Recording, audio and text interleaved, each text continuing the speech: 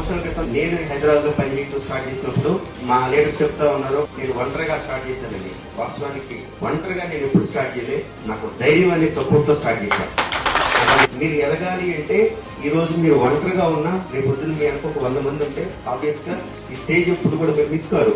So individual గా performance మీరు కొంతే చేయగలరు, కానీ యాజ్ ఎ టీమ్ ఒక 100 మంది 50 మంది 30 మంది అట్లా పెరిగే కొద్ది ఏంటంటే మీకు ఆబ్వియస్ గా ఎప్పుడు కూడా ఎవరో ఒకరు సక్సెస్ అవుతా ఉంటారు.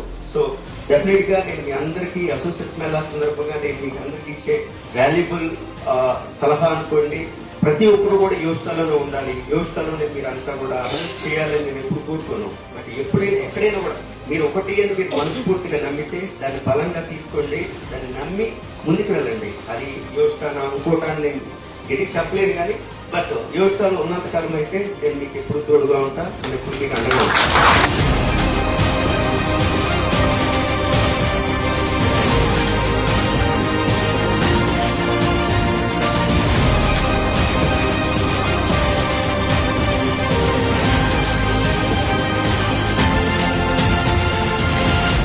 Yoshita, it's not a brand, it's an emotion.